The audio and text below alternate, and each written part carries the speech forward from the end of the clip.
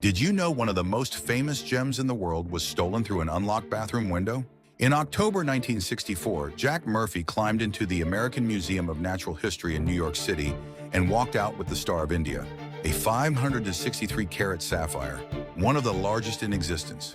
Jack wasn't a mastermind. He was a Miami Beach boy, a water skier, a charmer who knew how to talk his way into rooms he had no business being in. The heist itself took minutes. No tools, no blueprints, no inside man, just an open window and pure nerve. But Jack had no plan for what came next. He and his crew went straight back to partying. They bragged, they showed off. They couldn't stop talking. Police arrested them within 48 hours. Not because of brilliant detective work, because Jack Murphy threw a party and basically announced what he had done. The Star of India was recovered. Jack got 3 years. The greatest gap in this story isn't the museum window. It's the one between ambition and common sense. Did you know a man with zero medical training performed emergency surgeries during wartime and every single patient survived? Ferdinand Demara never finished school. He never went to medical school. He never served a real day as a doctor. But in 1951, he was aboard a Canadian destroyer in the Korean War, wearing a surgeon's uniform and holding a scalpel. He had stolen the identity of a real doctor named Joseph Sir. The night before his first surgery, he speed-read a medical textbook. Then he cut into wounded soldiers and saved their lives. The Navy called him a hero. A newspaper ran his photo. Joseph Sir saw it, the real one. The Navy quietly discharged Demara. No trial, no prison. Too embarrassing to explain how a fraud had outperformed their entire medical screening process. He was never seriously punished. And that's where the story gets uncomfortable. The patients lived. The only crime was the name on his badge. So here's the question nobody can cleanly answer. If the outcome was real, was the lie actually wrong?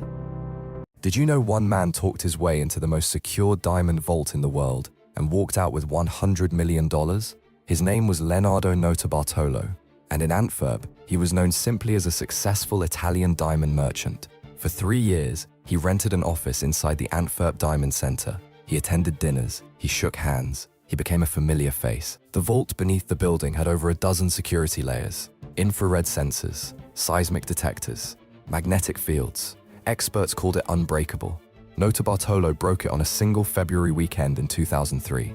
No explosives, no hostages, just keys he had quietly copied and sensors he had quietly studied. He and his crew cleaned out 123 of the 160 vault boxes. Gems, gold, cash, gone. Then came the mistake. A half-eaten salami sandwich, found in a nearby forest, dumped with other evidence. It had his DNA on it. He had defeated a vault built to stop the world's best thieves. A sandwich brought him down. Did you know a group of criminals posed as gardeners, dug a tunnel for 3 months, and walked out of a Brazilian bank with $70 million in cash? In August 2005, a crew quietly rented a house 2 blocks from the Banco Central in Fortaleza, Brazil. They registered a fake landscaping business. They brought in sod, equipment, and workers. Nobody looked twice. Underneath that house, they were digging. 250 feet of reinforced tunnel, straight into the vault floor. No alarms, no guards, no witnesses. That weekend, they emptied the vault completely. $70 million in unmarked bills, the largest bank heist in Brazilian history at the time. But the money didn't save them, it destroyed them. Police tracked the spending. Arrests came fast. Then something stranger happened to the ones who stayed free. They started dying. Rivals, informants, and old partners turned on each other. The cash they had spent years planning to steal became the reason they couldn't survive. The perfect crime had a perfect ending, just not the one they planned. Did you know one man was responsible for 80% of all bank robberies in America during the 1870s, and he never once had to pull a trigger? His name was George Leonidas Leslie, architect, Manhattan socialite, and the most dangerous criminal consultant the country had ever seen. Leslie didn't rob banks, he engineered them. He obtained real blueprints of target vaults. He built full-scale replicas in secret locations. Then he drilled crews on every inch of the job until they could do it blindfolded. He sold his expertise to multiple rival gangs at the same time, like a contractor taking clients. His knowledge was the product. His presence was never required. By 1878, he had masterminded an estimated $7 million in bank heists across the country. Then, in June of that year, someone found him shot dead in the woods outside New York City. Detectives had no shortage of suspects. The entire criminal underworld he built had both the motive and the access. The case was never solved. Did you know one man sold the Eiffel Tower twice and nearly got away with it both times? Victor Lustig was not your average con man. In 1925, he forged French government documents, rented a hotel suite, and invited 6 of Paris's most powerful scrap metal dealers to a private meeting. He told them the tower was a maintenance burden the government wanted quietly sold. One dealer paid him $70,000 in cash on the spot. The buyer was so humiliated he never called the police. So Lustig found a second buyer and did it again. That was the moment he should have stopped. He didn't. He moved to America and started selling a machine he claimed could print perfect $100 bills. Wealthy men paid up to $30,000 each for a wooden box full of blank paper. He even sat across from Al Capone and walked away with money. The FBI chased him for over a decade. He slipped away again and again, always going bigger, always pushing further. Every escape just convinced him he was untouchable. He was wrong. Did you know the most famous painting in history only became famous because someone stole it? On August 21st, 1911, a Louvre handyman named Vincenzo Peruggia hid inside a storage closet overnight. The next morning, he lifted the Mona Lisa off the wall, tucked it under his coat, and walked straight out the front door.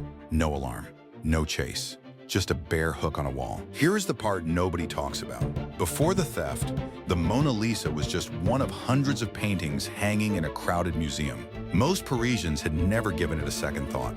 Then the newspapers got hold of the story. French authorities looked helpless. The world held its breath for 2 full years. Peruggia believed he was returning a stolen Italian treasure to its rightful home. He was wrong. Leonardo had sold the painting to France himself. That same misguided pride led Peruggia to show the canvas to an art dealer in Florence, who called the police immediately. One bumbling act of nationalism accidentally built a legend that has never stopped growing. Did you know 4 bank hostages once raised money for the man who kidnapped them? In August 1973, Jan-Erik Olsson walked into a Stockholm bank with a submachine gun and took 4 people hostage.